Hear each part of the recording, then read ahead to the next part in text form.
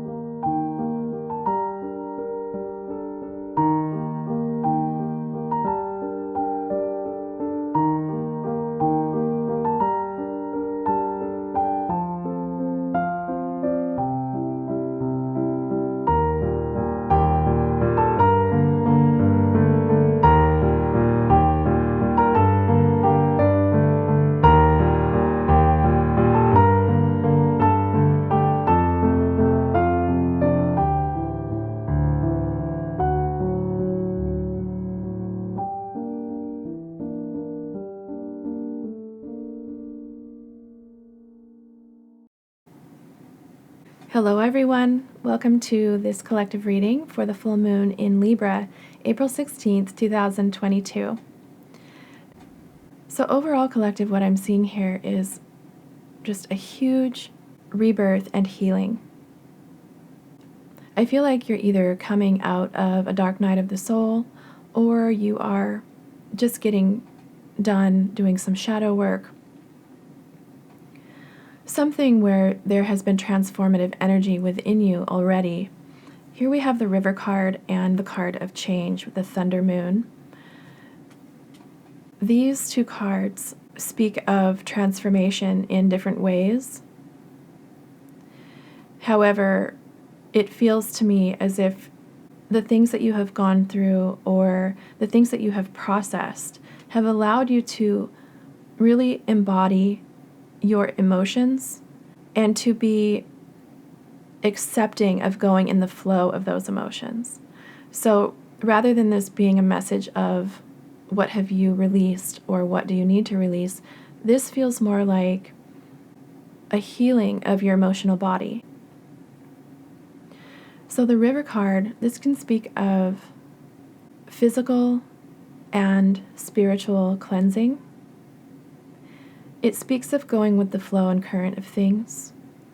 So having a release of resistance or understanding that you need to release control. Or if you're not there yet, perhaps even a sense of knowing that you need to release control because in the river you have no control. Either way, there's a sense of going with the current, accepting and allowing your emotions to flow to you and through you. The Queen of Cups is clarifying to me with the River card that you have come to a place of higher understanding within yourself, a higher level of consciousness. The Queen of Cups understands the value of emotions, understanding why it's important to allow that flow of energy, how healing it is, how that release brings you further and further to your higher self. The Queen of Cups is emotional intelligence. She knows how to stay balanced. She knows how to allow her emotions while simultaneously understanding that that current is information from source, from higher self, from the universe, understanding that her connection is through her emotions, and yet also having a balanced perspective, a balanced ego about remaining balanced within her emotions. So right now, it feels to me as if there's sort of a kind of a broken open feeling about you. Because over here with the Feeling the World card, as well as this Empathic Starseed card, it says energetic sovereignty, absorbing what's not yours. So with these two cards on both sides of the Queen of Cups, I feel like there's definitely a lot of feeling within you, just feeling the weight of the world, feeling the weight of the people and situations around you. There may be moments when you're feeling the need to sort of block out the world in order to maintain your energetic balance. And here with the Empathic Starseed, that's not a bad thing. It's just when we learn to recognize the energy of our own emotions versus emotions we may be absorbing from others, and learning to maintain an energetic balance, not absorbing other people's emotions, but rather feeling them, recognizing them, and understanding what belongs to you and what belongs to someone else. That awareness is the piece that needs to be practiced so that you can maintain energetic balance while also keeping your heart open. So you can remain in a sense of softness and receptivity while also maintaining your energetic sovereignty. So this may be something to process or something you're already aware of but just need practice with. I see here it says, I recognize that I have chosen fear and I choose again. I choose love.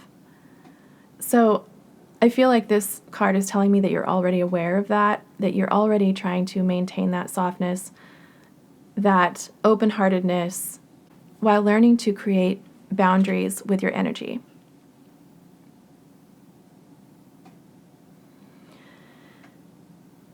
So other things I'm seeing in this reading, collective, is that you are growing or doing something. Back of the deck energy here is the Empress card. It's always great to see that. So you're embarking on some kind of goal or desires that you have, here it says, believe in the impossible and show the world the real you, as well as your dreams need a practical plan. So I feel like whatever you have going on, this is something that you've been working on, that you're thinking about, that you've taken steps toward. You have the belief that things are possible for you, but you may be wavering, especially with feeling a lot of emotions and perhaps the weight of the world on your shoulders. It could be that it's difficult to maintain a structure about your logical steps forward, or it could be that you lose faith now and then in whether or not your dreams are possible. But Spirit is saying here, yes, believe in the impossible. Here it says, I create mindful moments throughout the day, reminding myself that I am love and miracles are natural. So, 2 cards of confirmation that miracles happen, that they are possible.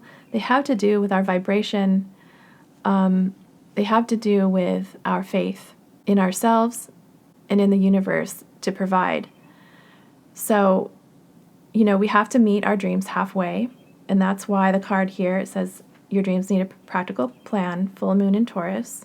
So if you embody that sort of Taurus-like energy where you are grounded, centered, showing love towards yourself, okay, and just thinking about how to blaze a path forward and not getting too detailed, but rather understanding the large steps so that once you have a list of the main ideas or how you feel you can step forward with your plans, then you can break those down into smaller details once you can tackle those.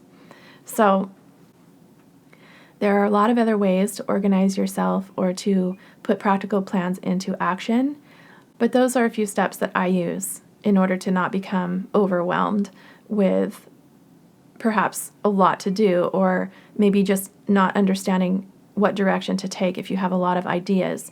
So when you're feeling the weight of the world and you're practicing boundaries, it can scatter your energy.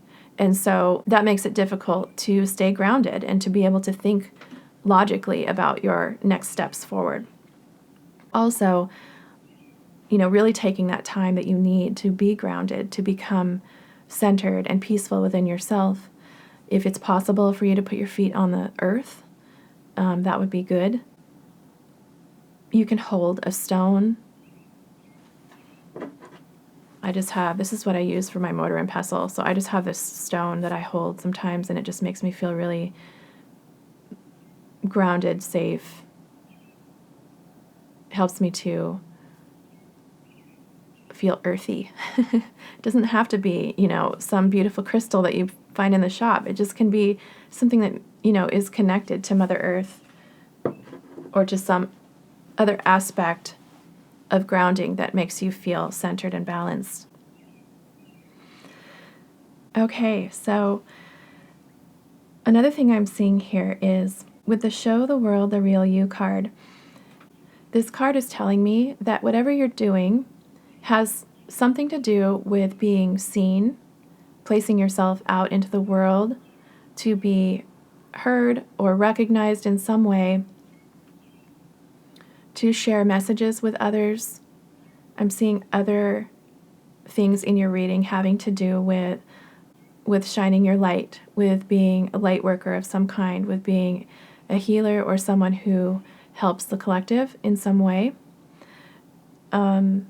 If not, it could just be that you are someone who is wanting to go down a path or a career or heart-centered endeavor that allows you to connect with others and to provide healing in some way. But in this process, you're having to put yourself out and make yourself seen. And so Show the World the Real You, full moon in Aquarius, is all about allowing those inhibitions to fall away, understanding any blocks that may be keeping you from making yourself seen or keeping you being hidden. This is indicating a need to show your authenticity. So if you are putting yourself out in the world and you find that you're hiding parts of yourself, or you are not feeling like you can express yourself fully, this is saying go ahead and do that. You can open up. The world wants to see who you truly are. And in that way, you're going to be connecting with people who like you for who you are and who want to be in your energy and who are like-minded and have similar interests or goals in mind that you could find partnerships with or working together in some way. In general, we just want to be our authentic selves. When you are truly wanting to help others or participate in the healing of others, there is a need to heal yourself first, to go through that process yourself. And although none of us are ever fully healed, because it's a process and it's not something that is like an on-off switch, it's just something we grow through. But a growth mindset and healing as we go, addressing our shadows and doing purposeful inner work, this is the kind of thing that allows us to understand that our uniqueness is paramount. The world places a tremendous amount of pressure on each of us to conform, to compare ourselves to each other, to feel in competition with one another, and to also look down upon ourselves for whatever we may be lacking in comparison to what societal expectations there are, or what your family or friends think of you. So showing the world the real you has a lot to do with embodying your energetic sovereignty, with understanding that you did not come to this life to live your life for other people. Yes, we do need to participate with our beautiful families and our communities and the world to help others, to engage and be kind and helpful to others. So it's not that I'm saying don't do that. That's not what I'm saying at all. What I'm saying is that we do have to have a sense of our own self. We do need to know what is our authentic self in order to share ourselves with the world, to come and meet people with who we are at where they're at. I want to kind of compare this to giving a handshake.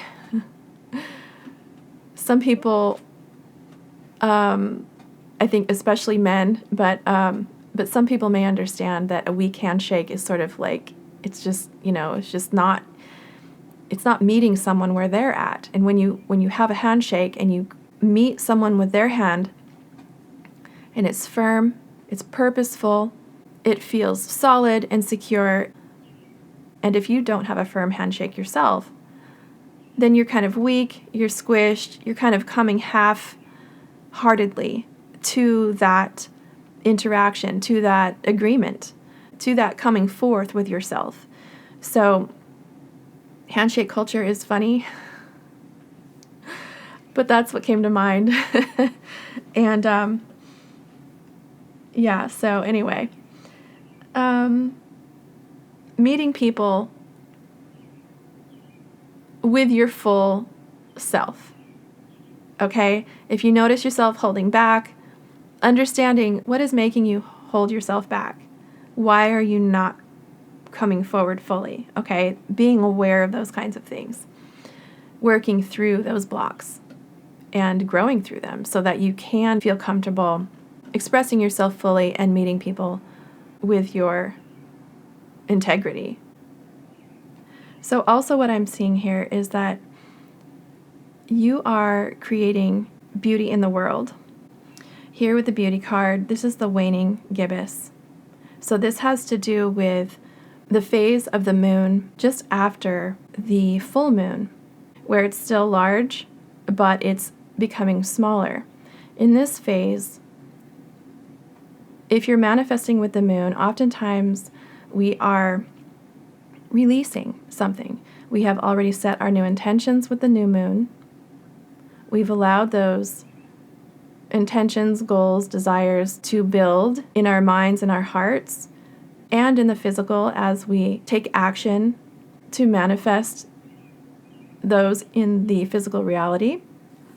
And then at the full moon, taking a look at anything that may be getting in the way of making those dreams come true. And we're releasing them. So after the full moon, we've kind of done a lot already to manifest what we want. And in that second phase, following the full moon, we're looking at our manifestations starting to take shape. So with your manifestations, I see here that you are creating beauty in the world, beauty within yourself. You're seeing the beauty in others. You're allowing yourself to be in a balanced state of receptivity and also taking action. So it's kind of a powerful time, that second phase of the moon. You are also here with the blossoming card, the flower moon. This also speaks of that waning gibbous energy I was just talking about, because when a flower blossoms, it's already been in the darkness of sprouting. It's already come to the surface to feel and learn about its light. It's also done a tremendous amount of growth. The intentions of this seed have already been planted, and when it comes to bloom, the flower is that last stage of manifestation. And so that's where I see you are at right now, collective. You are at that blossoming stage where the petals can begin to open, where manifestations have become solidified, maybe aren't complete yet, but they are there and everything is set up to be possible and is also moving forward. So this card is also the number 33 card, and the number 33 is a master number. This master number happens to be the master teacher, which is a really powerful number if you want to go and look up more about it, but it has to do with your path of becoming a guide for others. So in order to be a guide for others, there needs to be an understanding of what is required of a guide in order to guide others. That usually includes a tremendous amount of wisdom and life experience, deep knowledge of whatever it is you're passing on. So the master teacher is talking about the spiritual uplifting of humanity. And so that's a really huge job, and one that could, feel like you have the weight of the world on your shoulders, and that you do require a need for energetic boundaries so that you can remain sovereign with your energy and yet helpful still to others. So this change that you're going through, this beauty that you're creating in the world, the plans that you're putting into action, this is really speaking to me of that guide energy. So if you're feeling a call to become a leader amongst your community, if you're feeling a call to place yourself out into the world to be seen and heard, if you're feeling called to teach others something that you know about or something that you feel deeply called to pass on to others, this reading is showing me that that is within your energy. It could be that that's already what you're doing, or that that's your path forward. So this full moon is asking you to remain positive about your goals and dreams, believe in the impossible. Okay, understand that you are an energetic being and that your frequency attracts your next steps. So remaining in that belief, that faith, that miracles are possible, that they are natural. Allowing yourself to be seen and heard. Staying in the flow of your emotions to remain aware of your own energy so that you know when is necessary to maintain your energetic balance so that you can keep going on your path of being a guide to others without allowing the weight of the world to overcome you, while allowing them to feel that sort of energetic handshake, for a lack of better terms. So, meeting people with your authenticity and your integrity, your honesty, your truth, your love, while also allowing them to feel where they end and you begin, because we don't just let everyone overtake our boundaries, our energy.